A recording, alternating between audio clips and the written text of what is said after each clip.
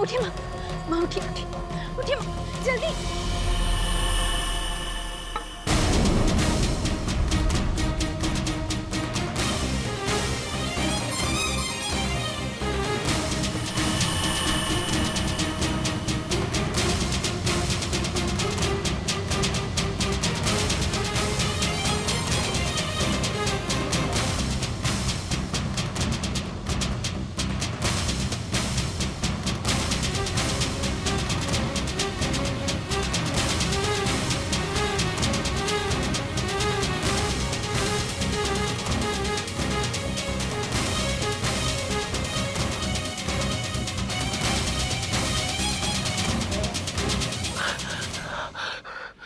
बहुत भाग चुके तुम लोग।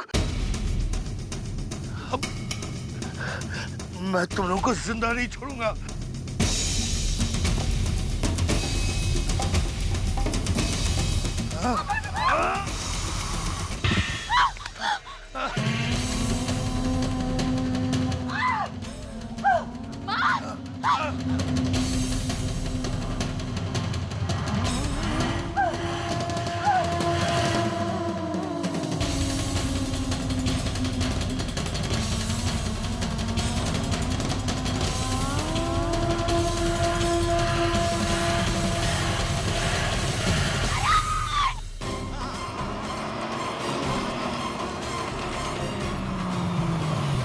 करण, ये कहां से आ गया? अरे भाई भागो, ये शायद पुलिस को लेकर आ गया होगा। भागो।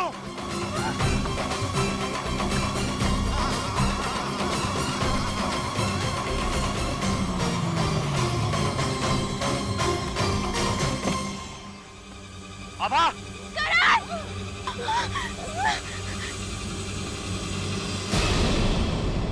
कितना खून बह रहा है करण, देखिए करण! करण कुछ करिए ना! देखिए करण, मामा ने ये हालत की है, हम आपसे...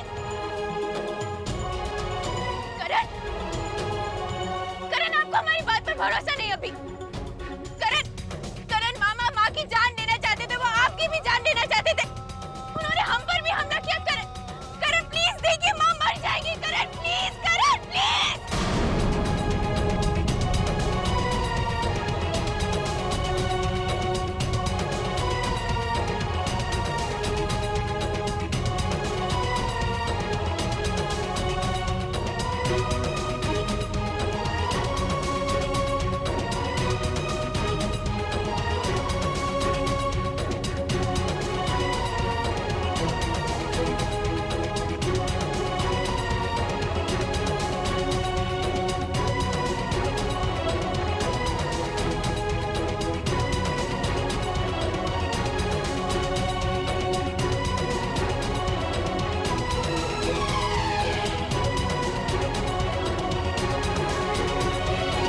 अगर ये दूध मैंने ऑर्डर नहीं किया, तुमने ऑर्डर नहीं किया, तो फिर किसने किया? इसका मतलब कोई ना कोई है जिसे ये बात पता है कि मुझे चोट लगी है और हल्दी वाला दूध पीना चाहिए।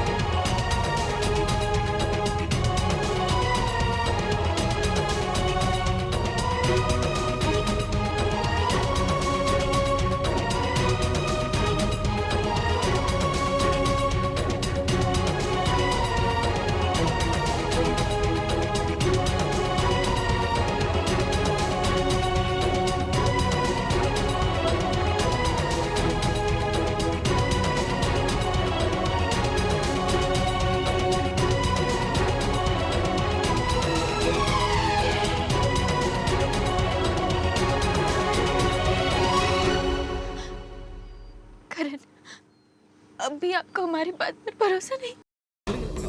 भरोसा है अम्मा।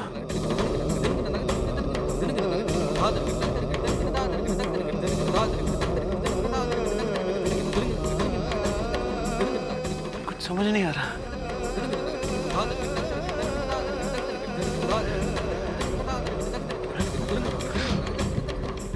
माँ जिंदा है तो इतने साल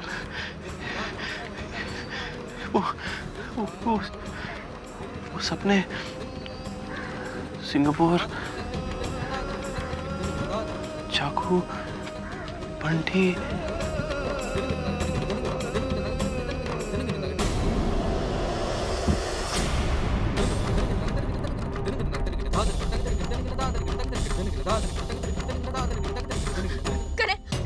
करण प्लीज, करण बहुत खून बह रहा है, माँ मर जाएगी। करण प्लीज जल्दी चलिए,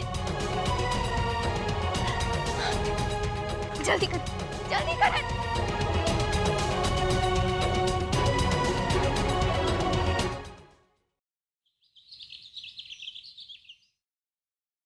शैतान भी 7 घर छोड़ के वार करता है चंद्रप्रभा, लेकिन ये रंजीत इतना गिरा हुआ आदमी है कि अपनी ही बहन का घर तबाह करने पर तुला हुआ। लेकिन हमें डर लग रहा है ठाकुर साहब, प्रतिभा जी कहाँ होंगी, किस हाल में होंगी? प्रतिभा?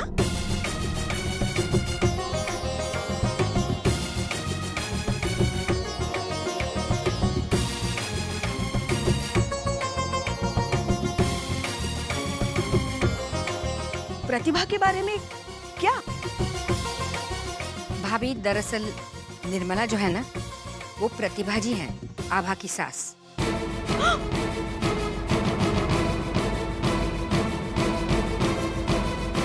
आभा की सास? हे भगवान, आजकल की लड़कियों से एक सास नहीं संभली जाती। हमारी बेचारी आभा को 2-2 सास संभालनी पड़ेगी।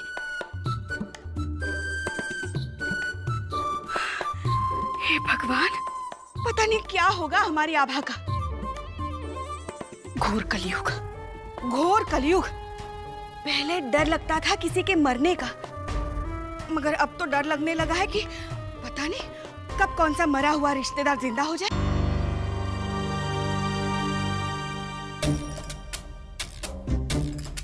दीदी, मरी हुई साथ।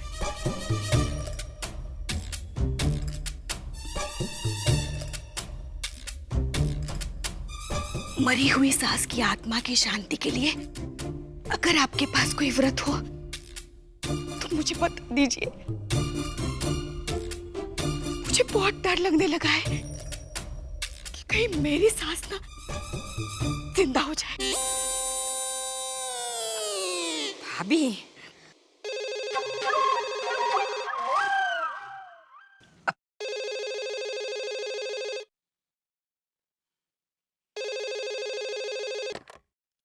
हेलो, कौन? हाँ पिताजी, हम बोल रहे हैं। हाँ आभा, बेटा कैसी हो तुम? और करण और उनकी माताजी कैसी हो? कहाँ हो बेटा तुम लोग? हाँ पिताजी, माँ हमारे साथ ही हैं। हम उन्हें स्वर्ण भवन ले जा रहे हैं, उनके अपने घर। आभा बेटा, उन्हें वहाँ स्वर्ण भवन ले जाना क्या ठीक रहेगा? बेटा रंजीत जो है बहुत ही खतरनाक आदमी है वो। हम जानते हैं, पर जब माँ पापा को सब सच सच बता देंगी तो पापा उन दोनों को बख्शेंगे नहीं।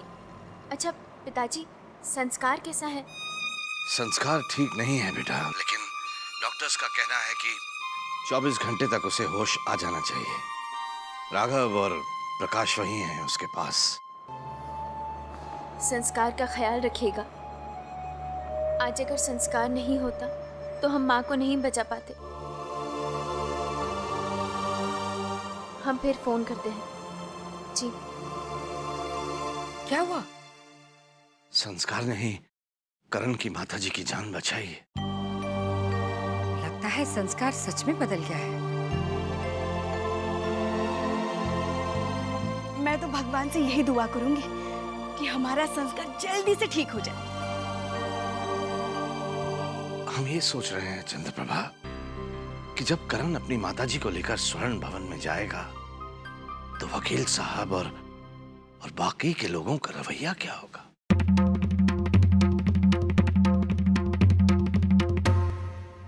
शैली बेटा, मैं 11,000 मंत्र जाप करने जा रही हूँ। तो माँ जी की आत्मा की शांति के लिए जो पूजा और हवन हो रहा है उसकी जिम्मेदारी तुम्हारी। घर की बड़ी बहू होने के नाते ये तुम्हारी जिम्मेदारी बनती है। और मैं जानती हूँ तुम अपना ये फर्ज बखूबी निभा सकती हो। बार बार नेटवर्क क्यों जा रहा है? वो करण का मैसेज आया था। करण और आभा आते ही होंगे। नेटवर्क प्रॉब्लम था इसलिए फोन नहीं कर पाए।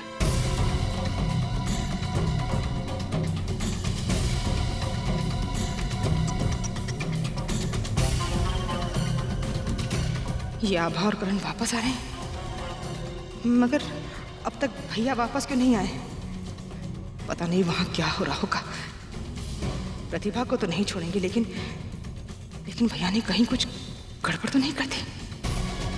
अगर ऐसा हुआ तो हम दोनों बुरी तरह फंस जाएंगे। नहीं नहीं नहीं, मैं बाकी की जिंदगी जेल में नहीं काटना चाहती।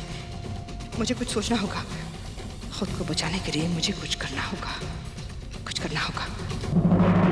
क्या हुआ माँ से? नहीं बेटा, वो प्रतिभा की याद आ गई। अगर आज वो होती तो ये सब वो ही करती। मासी, आपकी जिम्मेदारी आप निभा रही हैं। मैं बाकी सामान देख कर आती हूँ। अब राजू इधर आ, ये मुझे दो और तुम बाकी सामान देख कर आओ।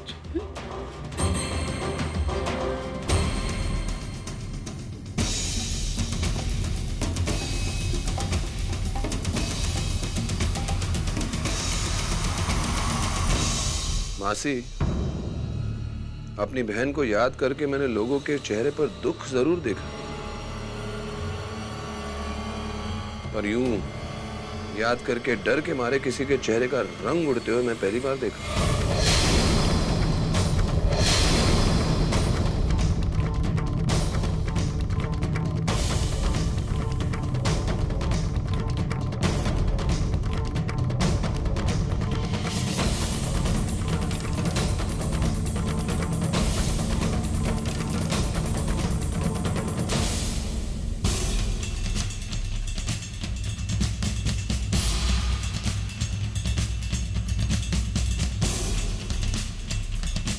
भैया, भैया,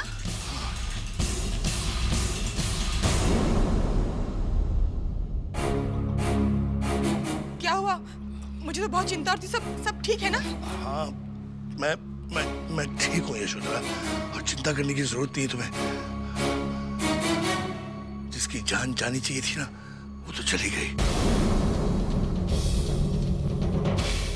अब आभा को हमारे खिलाफ कोई भी सबूत नहीं मिलेगा, लेकिन हाँ, उसकी जबान हमेशा के लिए बंद हो और वो कुछ किसी को ना कहे, इसका इंतजाम जरूर करना पड़ेगा हमें, समझी ना? वो आप मुझ पे छोड़ दीजिए। हाँ। यशोधरा, जीजा जी, जी आई। चलो जल्दी।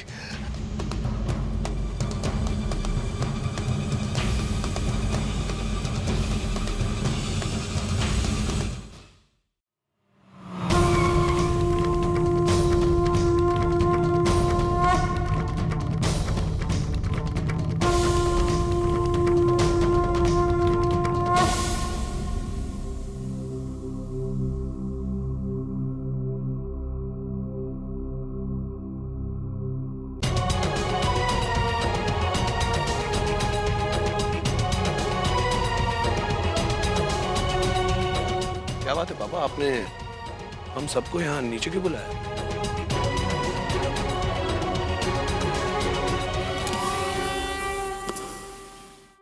संभल के।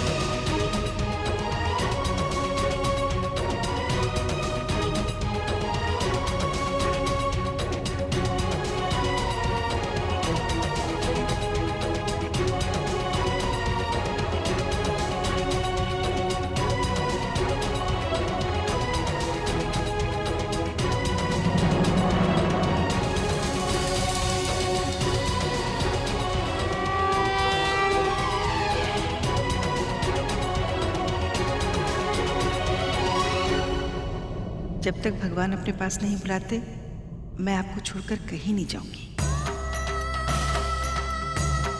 विमल, तुम इनके बड़े भाई हो ना, इसीलिए खुद से पहले इन सब के बारे में सोचना तुम्हारा फर्ज है।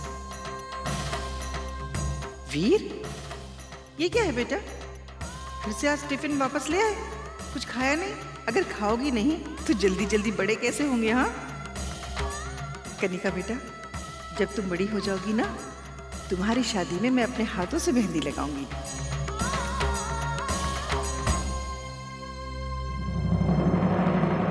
देवराज सेवमान पावनिग्र पंकज ज्ञालयन्त सूत्रमिन्दु शेखरं कृपाकरं नारदादि योगि वृन्दवन्दितं दिगम्बरं काशिकापुरादिनाथ कालभैरवं भजे भानुकोटि भास्वरं भवामि नारगम्बरं नीलकण्ठ विद्युताकृदायकं त्रिलोचनं कालकालमन्त्रजाङ्गमं शूरमन्त्रं काशिकापुरादिनाथ कालभैरवं भजे शूरदण्डपाशदण्ड पाणिपादिकारणं श्यामकायमादिदेवमक्षरं निरामयं भीमविक्रमं प्रभं विचित्रताण्डवप्रियं काशिकापुरादिनाथ करण, ये क्या हो गया? कैसे हो गया ऐसा?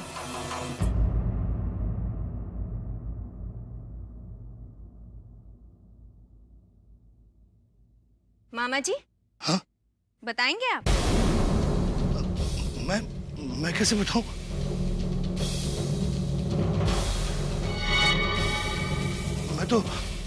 मैं तो खुद हैरान हूं कि जिस बहन को मैंने मरा हुआ समझा था वो तो जिंदा है।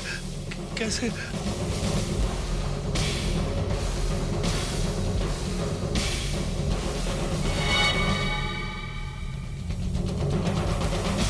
प्रतिभा, प्रतिभा, प्रतिभा तो जिंदा है।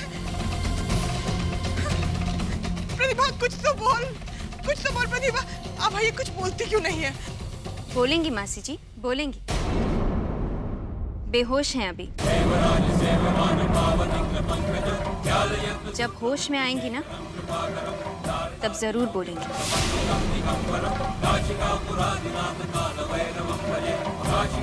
और सच बोलेंगी। करण, आप माँ को ले जाइए।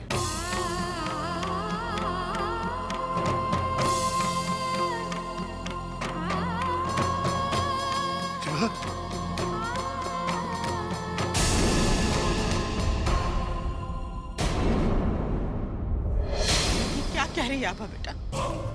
वो बहन है मेरी। भले उसका अतीत कुछ भी रहा हो, लेकिन उसे जिंदा देखकर सबसे ज्यादा खुशी बहन भाई को नहीं होगी तो किसे होगी? सच कह रही हैं आप। बिल्कुल सच। बस डॉक्टर अभी आते ही होंगे। एक बार माँ को होश आ जाएगा और वो सबको सच बता देंगी, जो कुछ लोग चाहते हैं कि वो न बताए। तब खुशी दुगनी होगी।